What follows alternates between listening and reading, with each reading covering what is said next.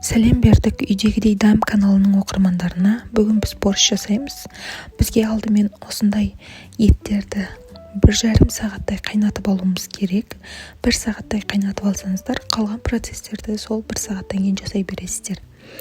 Осындай көкөністерімізді алып, жақсылап тергілеп дайындап аламыз. Қызылша 2-3 штук болса, өте күшті болады. Менде біреу ғана болғаннан біреу ғана қолдандым. Сәбізді де 1 штук қолдандым. Мына жерде жақсылап тазалап аламыз. Капустаны мен шинковать еткен жақсы көремін. Ұзынша қылып кесіп алып, осылай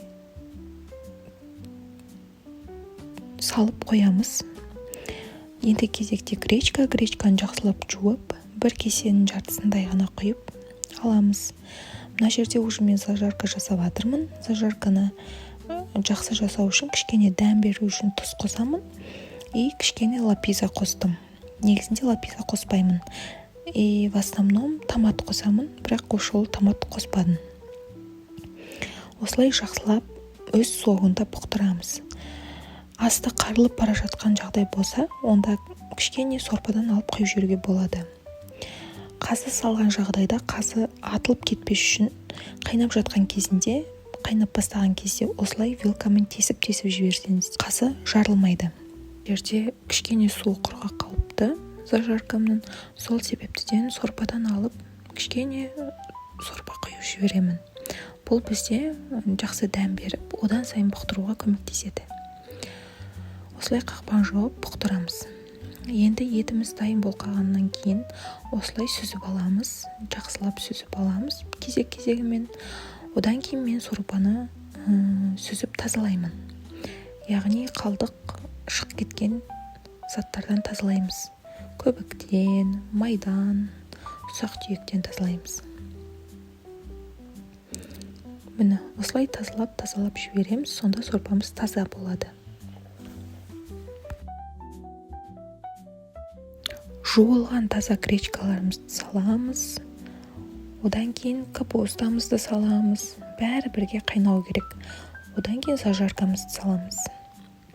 Зажаркамызды салып араластырып қойып қоямыз да картошкамызды дайындаймыз. Картошкамызды жақсылап турап, 4 бұрышты қылып тураймыз.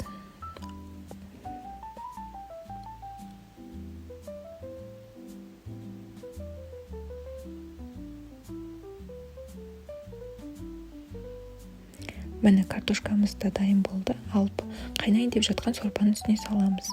Бәрі бірге қайнап пысады. Енді етімізді турауға кірісейік. Етімізді әдемілеп турау үшін менде мейн десе де болады. Ол қазы. Қазыны әдемілеп кесеміз қиғашынан. Бұл біздің абайдың сүрленген еді. Мынаны қараңыздаршы. Аппетитно. Экранның өзінен көріп жегім деп отыр. Осылай әдемілеп тураймыз қиғашынан. Бұны сорпаға салмаймыз, осылай тақтай түсінде қалдырамыз. Тақтайдың үстінде қойып ұсынамыз. Қалаған адам өзіне ұнаған кусогын алып жейді.